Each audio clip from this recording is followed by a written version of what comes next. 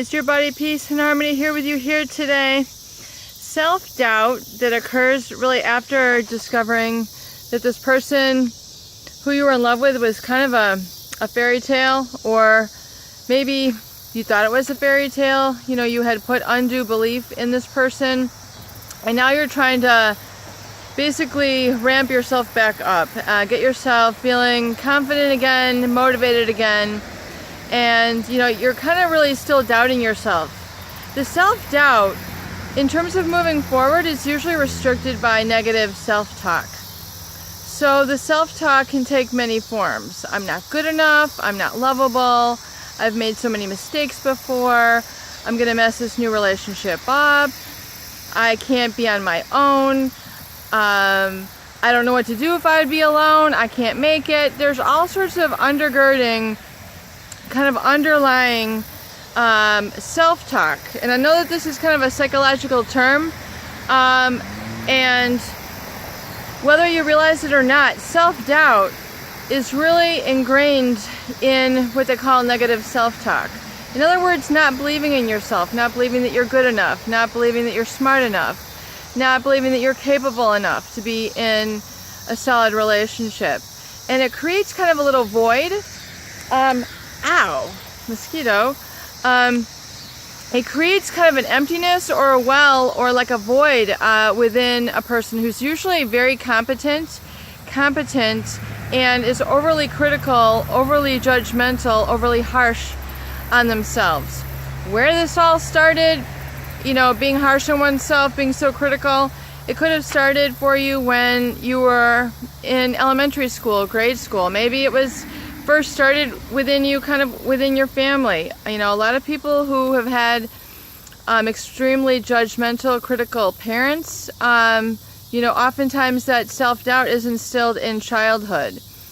It's really a sad thing when that occurs, because now what has to be done is you have to reprogram your mind. You have to reprogram yourself and build a new foundation that ceases judgment and stops that harsh, critical voice within you that's keeping you back, keeping you feeling less than, creating this inferiority complex, and kind of making you feel like you're, you know, not all there for somebody. In fact, oftentimes, oh, sorry about that. Oftentimes, it's that feeling within that creates that really, you know, strong desire to work hard in a relationship. It can be an excellent quality, especially in one's work, in one's personal growth. You know, when you feel like you want to be the best that you can be, attain your fullest self-actualization. You know, these can be really strong motivators. However, you have to look at when it raises kind of an ugly head, when, you know, we're in a relationship with someone like a narcissist who just tends to devour these type of people whole. And that motivating factor, perhaps that original void, or maybe, you know, not really feeling good enough, and then here we encounter this wonderful person, and the narcissist or psychopath, personality disordered person who takes us to run for everything that we've got, and is really kind of exploiting that inferiority that we might feel, or that internal, you know, I'm not good enough to deserve this and this type of person, and so it makes you overperform for them. It makes you overdo for them. It makes you kind of reduce your boundaries. It makes you, you know, work to maintain the relationship. You end up staying in the relationship longer than you should have.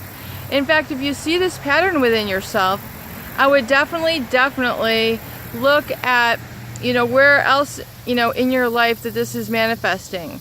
You know, oftentimes people stay at jobs longer than they should have because they're in that martyrdom syndrome, and they're feeling like, you know what, I'm just, you know, I'm just too weak to leave this place. I don't have what it takes. I'll never find another job. It's like that undergirding self-doubt, which can really have a huge impact in our everyday conscious life.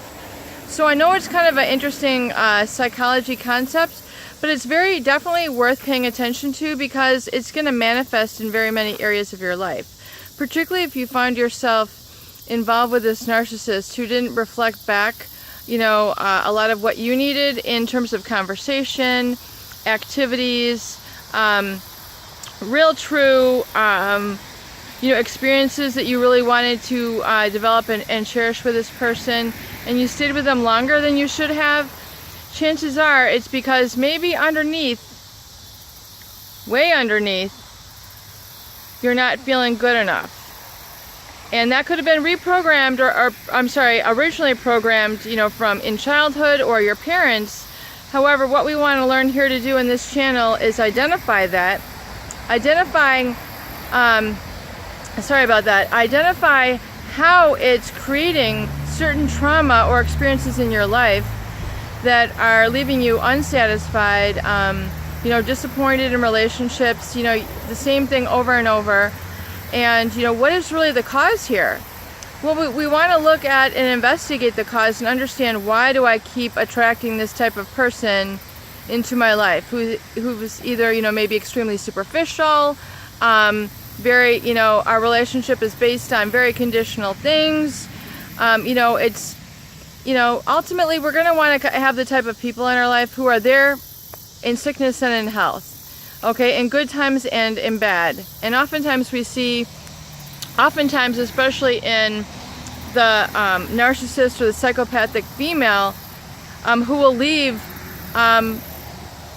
their husband, the significant other in their life, when his business is down, when he's not, making the $250,000 a year, when he's not making the $1 million+ a year, when they can't go on vacations as much, when they can't go out and dine as much, when their kids can't have all the, latest gadgets as soon as they come out or pre-order them. So we see this kind of manifest a lot. But what I want you to hopefully realize and understand is that you have it all. You have what it takes.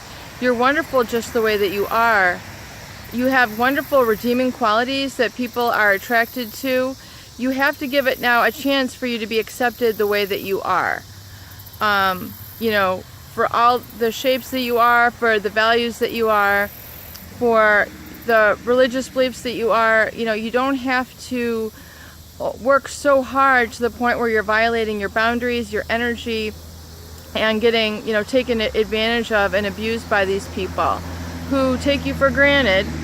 And, it's not a balanced relationship. So start to kind of think about that, investigate this, let it sink in, and see if maybe this could have been a trigger towards what attracted you to this person in the first place.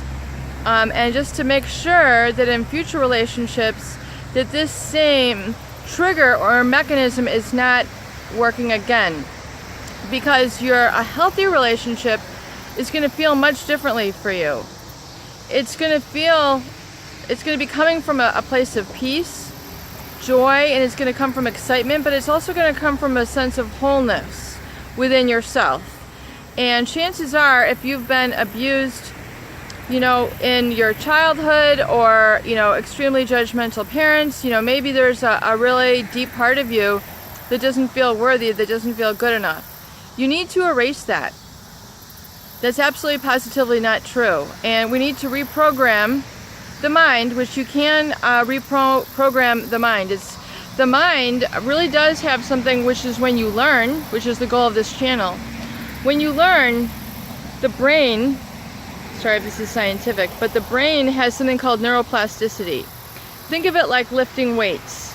You might start out kind of flabby, but as you continue to lift weights, you're getting stronger, in your muscle, you're breaking tissue down and you're rebuilding it. Okay, that's why you start to feel the burn, when you lift weights, you're lifting weights, you're feeling the burn, and eventually the shape of your body and your muscle begins to change with repetitive action. Same thing with neuroplasticity in the brain. Neuroplasticity means the brain itself has been proven, and especially a wonderful literature by Dr. Joe Dispenza, who has looked at this. He's got wonderful TED Talks and some books right now, which his books escape I don't have a note for it, but Dr. Joe Dispenza has done quite a bit of study on this. But neuroplasticity, it's shown that the brain is plausible, which means it can learn new things and reroute itself, its mechanisms. So with knowledge and with learning, and especially meditation and focus and mental affirmations, you can essentially reprogram the mind. Again, here's my lovely analogy, but it's kind of like a computer. Just like you can get a new operating system, you know, Windows 7, Windows 10 on your computer. Similar thing when you start to relearn new tools and new beliefs and embrace more positive beliefs about yourself and embrace more of your own self-worth and your talents and your own values and things that you're interested in, and really start to plug into that, you can really change the wiring of the brain, which then, you know, incorporates into how you feel. So when you go into, you know, this type of study and the healing here on this channel, hopefully these tools you're listening to and applying, you know, it's one thing to listen, but you really have to apply them. You know, as you get to do this, you're going to reprogram your mind, which is going to be then getting stronger and stronger, just like the muscle that we said, flexing the muscle, and it starts to take a little bit more shape and strength, and you know, it's a visible change. Similar thing takes place in the mind. They've done brain scans and shown how, you know, certain wiring from before, in other words, the codependent behaviors, the taking care of somebody, you know, being with someone who's not good for us, you know, that whole cycle can be relearned and rewired in the mind. So work on having that self-belief, that faith in yourself, that you are okay, you're good enough, and really look at those harsh judgments that you might be having on yourself, and realize that, you know, you need to be easy and let up on some of those harsh thoughts, no matter who first installed them in you, whether it's a parent, whether it's a friend, whether it was a teacher. You know, those are wrong, those are inaccurate. You've got a lot of wonderful things to offer, a lot of great talents and strengths, and it's about time you start seeing that and marrying that back to yourself and taking that feeling and being whole and complete and taking that into your next relationship. You can do it. We're going to do this together on this journey, and we're going to apply these tools so you get to begin to experience that change and those positive results in your life, especially peace and harmony. Thanks for tuning in today. Peace and harmony here with you. Please share these and subscribe for more great tools, videos, and discussions. Take care. Love you.